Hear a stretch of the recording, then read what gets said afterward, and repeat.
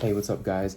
I wanted to take 5 to 7 minutes and talk about the future of digital marketing, managing ads, and the network effects that come from Google, the use of Facebook, and what that means for marketers and advertisers, and how that impacts our job and the future of our job in the workplace, in the marketplace. So, my job, I've been a digital marketer for 8 years. I've watched and experienced and worked directly with Google and Facebook over nearly a decade, and I've watched how it's evolved. And there's been a lot of things that have changed on page one of the cert. We've got paid ads at the top, right? Google Shopping on the side. Below, we've got maps and then organic. And recently, there's been a lot of extra additions just in terms of the expansion of text ads. The section where it says people also ask. We've got local service ads, or Google guaranteed, as people call it. And with shopping even, we've seen them change from product listing ads, which they were back in the day, to Google Shopping. And now there's smart shopping, where there's a lot of automation done and you don't necessarily have to manage it. There's less variables you as a marketer can change. And we're even seeing that on Facebook, where versus defining your own audience, sometimes it's actually more valuable to not define an audience and let Facebook do that for you. Now, that doesn't mean you don't build your own audiences, etc. That's not the purpose of this video. What I'm here to talk about is how these things are automated.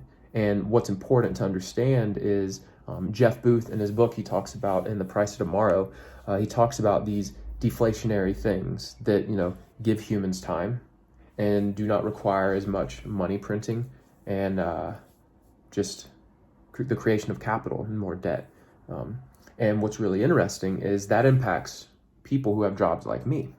So right now, there's a lot of changes where campaigns are becoming automated, keywords are being chosen automatically, and there's this kind of air that, of like young people in the industry that have not really thought through this, that, oh, my job may be replaced, this, that, and the other. And, technology is meant to do that. It's meant to make our life easier. It is meant to take some of these things off our plate. And what's interesting, like with Google and Facebook, there's a network effect, meaning the telephone. If one person used it, it wouldn't be a powerful network, right? There's only one person sitting there alone, no one to talk to. But the more people that use it, the more powerful it becomes. And it has that network effect. So the more people that use it, the more powerful and valuable it is. Same with Google. So the more people that use the search engine, the more powerful the search engine can become, the more data they collect. Same with Facebook. The more people that use it to connect, the more people are encouraged to use it to connect. Great example is like one of the fastest growing demographics on Facebook over the last few years has been people over the age of 50.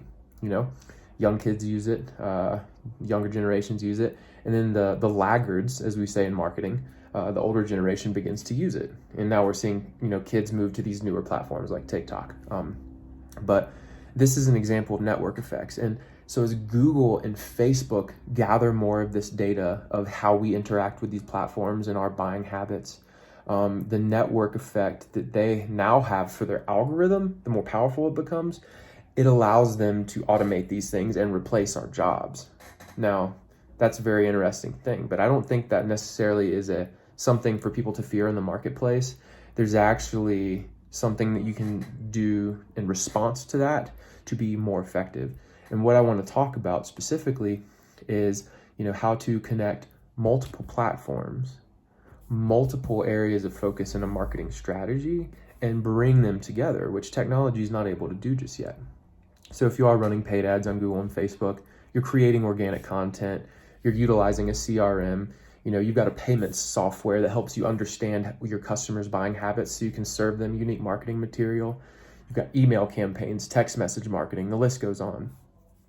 A computer in technology right now, there's not algorithms that connect all of that, control it, and create mental models on how to use them as a group. So right now, the most important thing marketers can do to, nurture and manage their career is thinking bigger on a high level.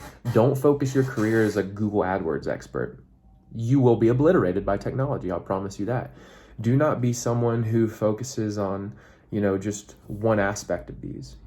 If you're a great content writer and a great copywriter and you're an SEO, you don't need to just fully only focus on SEO. Like, you should be focusing on some of these other things. How do you tell a wonderful story? How do you express, a brand or the product you're serving or the service that you have in a better way, ultimately?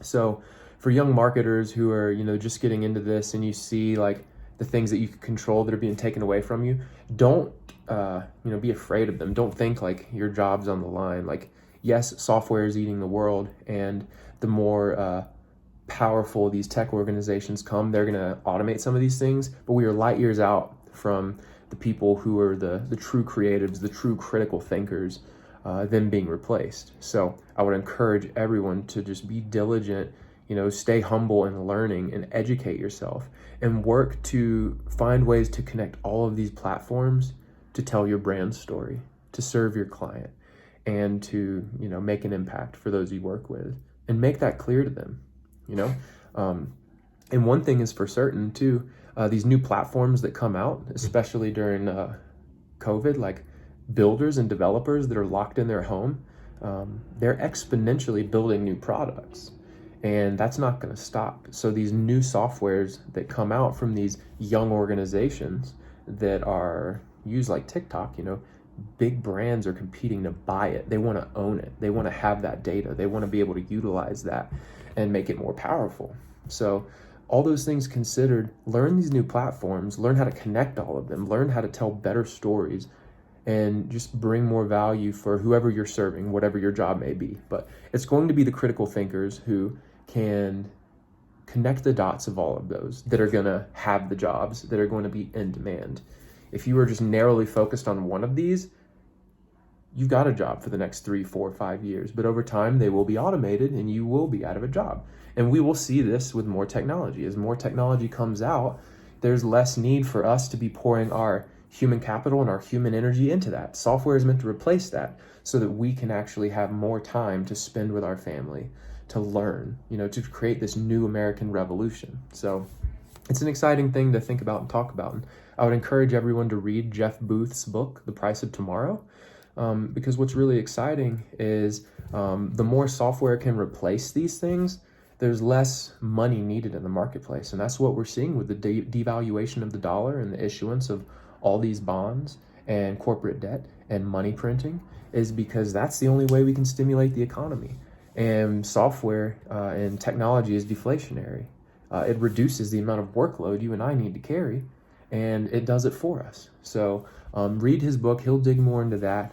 But that book has really opened my eyes as far as the future of my job and the future of how the marketplace will operate for those who work in the digital space. So thanks for tuning in.